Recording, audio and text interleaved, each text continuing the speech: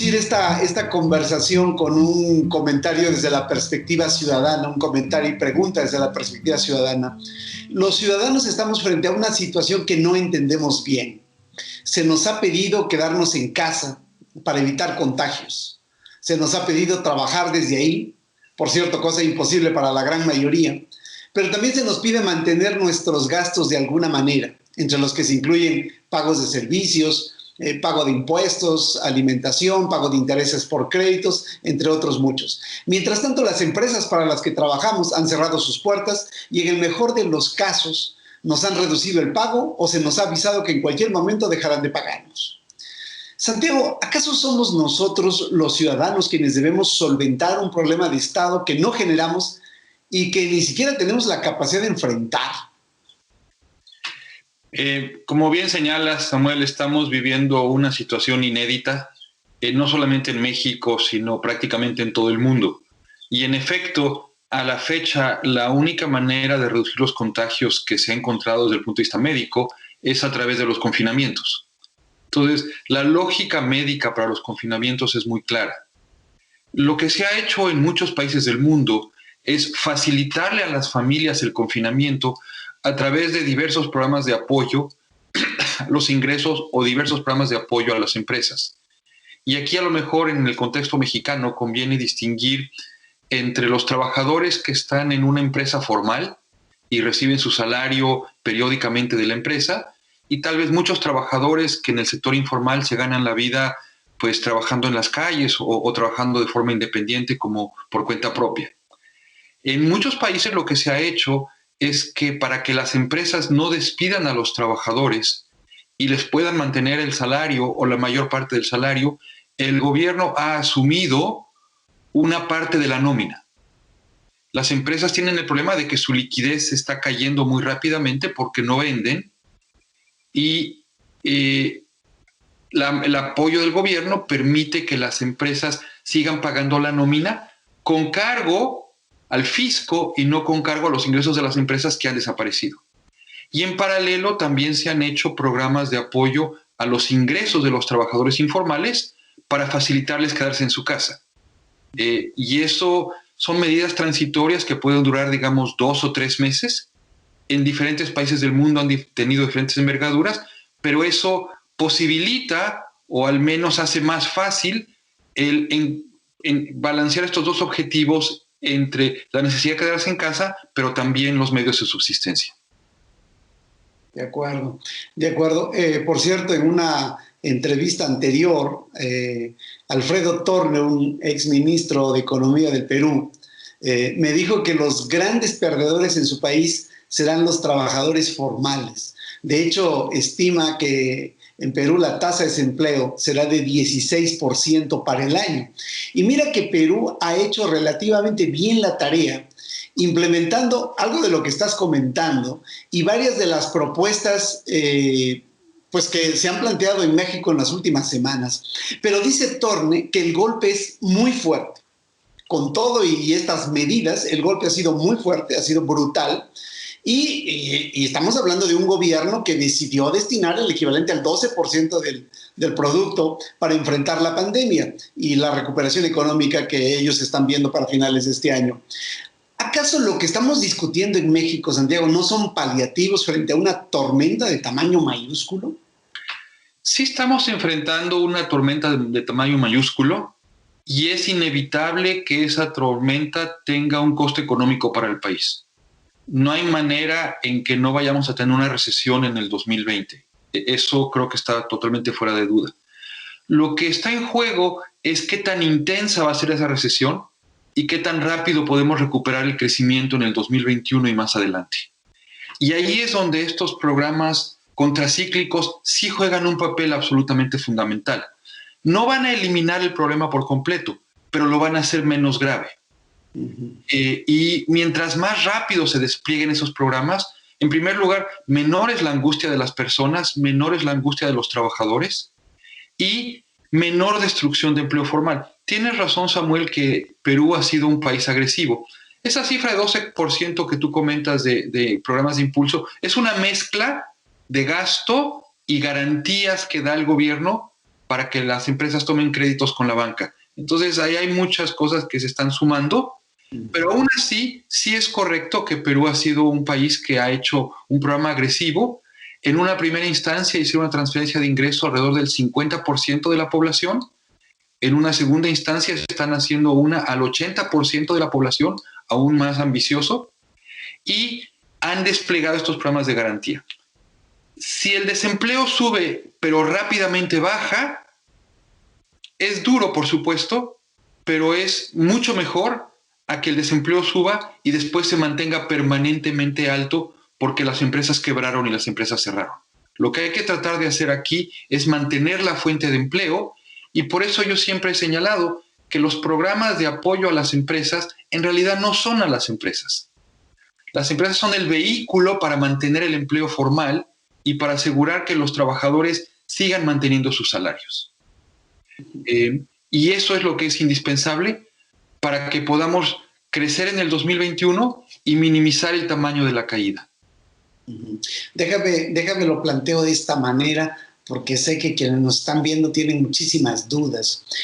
¿Frente a qué estamos? Ya nos has explicado un poco alrededor de esto, pero ¿es una crisis sanitaria que provocó una crisis económica? ¿O es una crisis sanitaria que llega cuando ya enfrentamos una crisis económica porque veníamos de la recesión y que la está profundizada aún más? México es cierto que en el 2019 prácticamente el Producto Interno Bruto no creció, cayó 0.1, o sea, digamos, cero crecimiento en el 2019. Entonces, México venía de una posición de cero crecimiento, pero claramente lo que está ocurriendo desde febrero es un shock que está siendo originado por el virus y que está ahora sí metiéndonos en una ruta de recesión, y lo que origina el shock es el virus, y luego en México se reproduce por muchos canales. Primero porque Estados Unidos entra en recesión y entonces cae el turismo, caen las exportaciones a Estados Unidos, cae mucho del movimiento entre la frontera entre Estados Unidos y México, pero luego las propias medidas de confinamiento que se decretan desde el punto de vista de salud, que tienen toda la lógica, son a su vez una fuente recesiva. Porque el que las personas no pueden ir a trabajar y que las personas no pueden salir a comprar implica que a su vez hay un efecto multiplicador. Entonces, tenemos una recesión que viene en parte de afuera, por Estados Unidos y el mercado mundial, y parte causada internamente, ahora sí, Samuel, por primera vez tal vez en la historia económica del mundo, a propósito por los gobiernos. Los gobiernos a propósito causaron esta recesión. De acuerdo. Lo que se tiene que hacer es asegurar que sea lo más corta posible y crear condiciones para salir de ella. De acuerdo. Por cierto, hoy hace un momento se dio a conocer en Estados Unidos que la producción manufacturera cayó 13.7% en abril y la producción industrial cayó más del 11%. Es decir, esto nos hace un poco prever lo que va a pasar con las exportaciones mexicanas, que es, digamos, quizá el único motor potente que tenemos o que hemos tenido hasta antes de la pandemia, y seguramente también nos hace ver la profundidad y la gravedad de nuestra propia situación económica a partir de esto. Entonces, se puede vislumbrar digamos, números muy malos para México, quizá mucho más de lo que habíamos platicado ya. Sí, yo creo que el segundo trimestre del 2020 va a ser terrible. Nadie tiene los números porque estamos a la mitad de mayo, falta la segunda mitad de mayo, falta junio, pero claramente el segundo trimestre del 2020 va a ser terrible y vamos a ver números que nunca hemos visto en la historia contemporánea del país, o probablemente desde que se toman estadísticas de producción industrial y de exportaciones. Entonces, casi hay que, por así decirlo, dar por descontado el segundo trimestre y poner la mira en la capacidad de sentar las bases para una recuperación hacia la segunda mitad del año y después en el 2021. Y esto va a depender de varios factores que están interactuando al mismo tiempo. En primer lugar, el éxito que tengamos en controlar la pandemia. La recuperación va a depender mucho de las medidas sanitarias, de que realmente la diseminación del virus se reduzca, la tasa de reproducción del virus se reduzca a menos de 1. Entonces, todo lo que se pueda hacer para que la población use tapabocas, para que la población se lave las manos, para que se mantenga la sana distancia, para que tengamos medidas de higiene extraordinarias, en fin, todo un conjunto de actividades, esas van a ser una parte importante de la recuperación. Por primera vez también, la política económica depende de la política sanitaria y el éxito en parte de la recuperación vendrá del éxito de la política sanitaria. También dependerá de qué tan rápido se recupere Estados Unidos y eso a su vez nos empieza a ayudar a nosotros. Pero tercero, también dependerá de las acciones contracíclicas del gobierno. Y por eso muchos, yo entre ellos, pero muchos otros economistas, hemos señalado que sería muy valioso que ojalá a la brevedad se pudiese impulsar un programa de gasto contracíclico muy ambicioso que ayudase a los trabajadores informales a solventar esta pérdida de ingreso que están teniendo y ayudase a las empresas formales a mantener el empleo lo más posible durante esta drástica caída de liquidez. Este tercer elemento es el tercer elemento que probablemente en la ecuación nos está faltando. Se están impulsando las medidas sanitarias, se pueden fortalecer. Es poco lo que podemos hacer nosotros respecto a cómo se recupere Estados Unidos, pero ojalá lo haga. Pero en el tercer elemento, en un programa de gasto público contracíclico agresivo que transfiera ingreso a los trabajadores informales y fortalezca a las empresas formales, aquí hay un espacio en donde todavía podemos actuar con más decisión, con más contundencia, y eso sería benéfico para poder crecer más rápidamente más adelante. A ver, doctor, en esta parte, precisamente en este tercer elemento, es donde estamos entrampados desde hace ya, pues parece que fueran meses, pero son semanas, pero digamos, estamos entrampados en una discusión que muchas veces parece estéril, aunque en el fondo no lo es. Un artículo muy reciente publicado por usted en la revista Nexos, que por cierto lo recomiendo mucho, es de principios de mayo, dice muy bien, y lo voy a citar textualmente, dice: enfrentamos una emergencia inusitada. Para evitar costos sociales y económicos de gran magnitud, la política económica debe cambiar rápido, y subraya esa parte de rápido, con medidas novedosas y contundentes. Eso escribió usted. Tiempos inéditos requieren respuestas inéditas. No puedo estar más de acuerdo con esta aseveración. Ahora, para eso, usted, doctor, hace poco en una reunión virtual también, ha pedido no ver hacia atrás, no ver hacia la crisis del 2008-2009, ni a la crisis del 95 o de los 90, que fue durísima para México. Pero este es un asunto de liderazgo estratégico, déjenme lo pongo en esos términos. ¿Cómo un líder puede implementar medidas novedosas cuando tiene la vista permanentemente puesta en el espejo retrovisor? Yo creo que lo que nos está pasando en México es que tenemos en la memoria la crisis de 94-95, la crisis de 2008, y de alguna manera se razona en forma análoga a lo que pasó en aquellas ocasiones. Lo que yo estaba tratando de subrayar en el artículo de Nexos que menciona Samuel es que esto es totalmente diferente y que el razonar conforme a lo que ocurrió en el pasado no es lo más apropiado en este contexto. Sí es cierto que el endeudamiento en general es algo no deseable. Sin embargo, en este contexto, el endeudamiento es indispensable para poder aminorar los costos de las crisis. Y lo que yo estoy sugiriendo es que tengamos un endeudamiento transitorio, que podamos subir el déficit de una manera importante, digamos en unos 3 puntos del PIB, en un programa agresivo, acompañado también de garantías de crédito para las empresas de una forma agresiva. Sí lo podemos hacer. Y que después todos reconozcamos que este gasto adicional de emergencia que se está haciendo en el 2020 tiene que ser pagado más adelante. Y yo he propuesto que en algún momento en el 2021 o principios de 2022 se ponga una sobretasa a los impuestos, o podemos discutir los detalles, para generar recursos para pagar este endeudamiento. Nadie está proponiendo un endeudamiento más alto, permanente y fuera de control. Lo que se requiere es solventar una crisis y nos podemos todos como sociedad comprometer a que después reduzcamos los niveles de endeudamiento a niveles más manejables, un poco como estábamos antes de que esta crisis estallase. Es nuestra capacidad como sociedad de ponernos de acuerdo.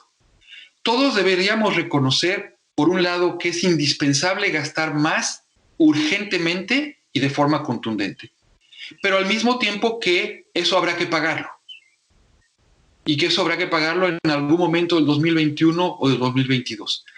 Esta crisis tiene algo muy importante para México. Nadie en México tiene la culpa. No tenemos por qué estar en disputas de si fue por esto, fue por el otro. Nadie en México tiene la culpa.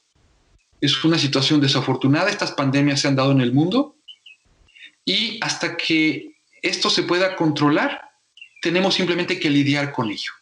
Lidiar con ello de forma pragmática, reconociendo que es un contexto totalmente diferente y que por eso el razonamiento con respecto a lo que pasó en crisis anteriores no es tan útil. Y sí acompañar a las autoridades para el esfuerzo fiscal que se tendrá que hacer en el 2021 o en el 2022 en caso de que tengamos este endeudamiento adicional. Hagamos el llamado para las dos cosas al mismo tiempo. Más gasto hoy de forma contundente, agresiva, centrado en dos temas: ingresos para los trabajadores informales, apoyos a las empresas formales para mantener el empleo formal. Esas dos cosas. Gasto agresivo ya, y en paralelo hagamos también el compromiso todos de mayores tributos a finales del 2021 o en el 2022 para que no tengamos un endeudamiento desbordado, porque ya vivimos en los 80s lo que sí pasa con los países cuando tienen endeudamientos desbordados. Nuestra capacidad como sociedad de hacer un acuerdo alrededor de estos dos temas, creo que le facilitaría al gobierno emprender un programa de gasto mucho más agresivo y contundente si todos acordamos que no va a ser un desbordamiento del endeudamiento de forma incontrolada, sino que lo vamos todos a contribuir responsablemente a reparar en el 2021 o en el 2022. Más gasto que va a salir en parte del endeudamiento que está mencionando, y en parte de dónde, doctor, va a salir de las finanzas públicas. ¿Tenemos unas finanzas públicas robustas para enfrentar eso? Tenemos capacidad de endeudamiento. Ya el nivel de gasto que tenemos en el país hoy en día no da para el tamaño de recortes al gasto que se requerirían para hacer lo que estamos hablando. Lo que se requiere sí es endeudarse. Entonces, ¿qué estoy diciendo? Sí hay que aumentar el endeudamiento, sí hay que aumentarlo por un monto sustantivo. México todavía tiene acceso a los mercados de capital internacionales, tiene líneas de crédito abiertas con el Fondo Monetario Internacional y podemos todavía colocar bonos en los mercados, tanto nacionales como internacionales. Ese dinero, que sería todo prestado, lo deberíamos dedicar a dos cosas: a darle una transferencia de ingreso a los trabajadores informales para ayudar a minorar la situación, y a subsidiar la nómina de las empresas formales que mantengan el empleo. Algo de recursos también para fortalecer la vigilancia epidemiológica y las acciones de salud. Y ese endeudamiento adicional, y sí estoy hablando de endeudarnos más, empezará a pagarlo hacia la segunda mitad del 2021, cuando ojalá estemos en una fase de recuperación, sabiendo que tendremos una recesión, pero ojalá menos profunda que en ausencia de ese endeudamiento. ¿Cuánto más endeudamiento? No quiero lanzar una cifra de forma irresponsable, Samuel, pero si dijera un número, por decir algo, 3 puntos del PIB, una cosa similar, puede ser 3,5, puede ser 2,5, hay que hacer las cosas con cierto cuidado. Es menos relevante el número específico preciso, pero sí tiene que ser un número sustantivo, que la velocidad con la que lo hagamos. Lo que ya pasó en abril no es muy prometedor. La pérdida de más de 500,000 empleos en el IMSS es algo muy desafortunado. Entonces, los números de mayo probablemente no van a ser muy buenos, y lo que sería muy importante es que eso lo frenemos, y a las empresas lo que hay que decirles es: por favor, ya no despidan, va a haber apoyos, parte de su nómina la va a subsidiar el gobierno por 2 o por 3 meses. lleguen a acuerdos con sus trabajadores para que a lo mejor se reduce el salario, entonces el salario se parte por la empresa, parte un poco menos que gana el trabajador por unos meses, parte lo paga el gobierno. Hay que pasar una tempestad de 2 o 3 meses y luego empezar a retomar el crecimiento. La tempestad se va a alargar si no actuamos.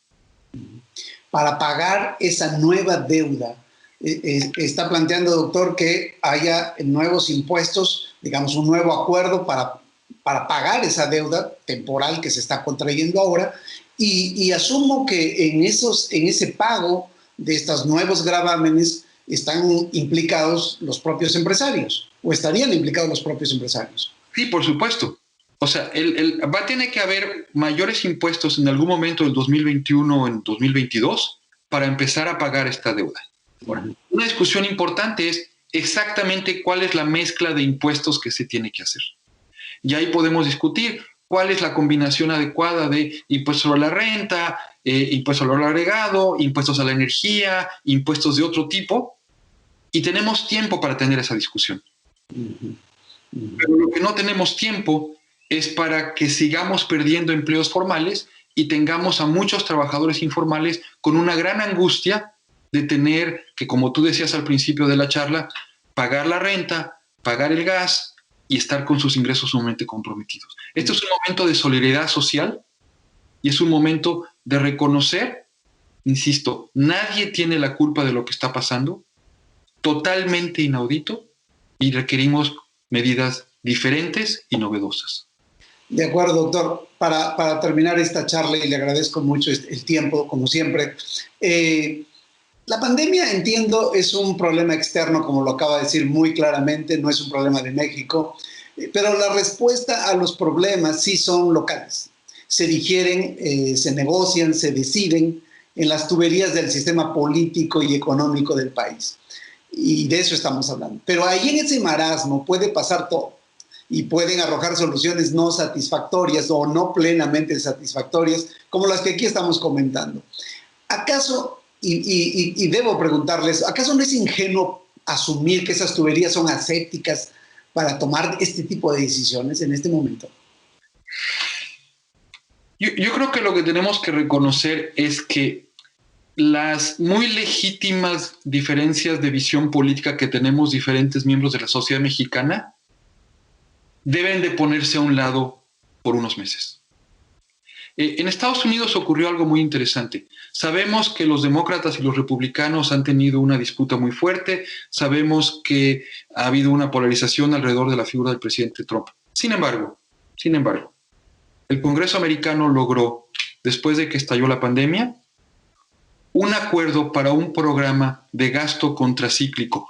Todo endeudamiento, el equivalente de casi 10% del Producto Interno Bruto americano, y ese acuerdo lo logró en 2 semanas. Los demócratas y los republicanos, que tienen una disputa muy fuerte, hace pocos meses le hicieron juicio político al presidente Trump. El ambiente era un ambiente pesado, de confrontación. Sin embargo, todo el mundo entendió que es un contexto distinto. Lo que requerimos aquí es un esfuerzo de todos, en donde los que estamos abogando por mayor endeudamiento y más gasto, digamos en la misma oración que estamos dispuestos a pagar más impuestos en el 2021.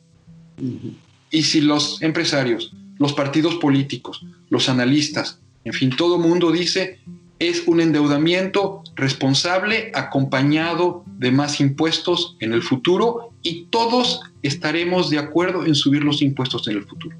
El costo político de subir los impuestos en el futuro es de todos. Y el beneficio de subir el endeudamiento y gastar más hoy es para todos. De acuerdo. Pues muchas gracias, doctor, por esta conversación. Ha sido un placer nuevamente el escuchar sus propuestas. Le agradezco mucho por este tiempo. Gracias, Samuel. Hasta luego. Buenos días. Hasta luego.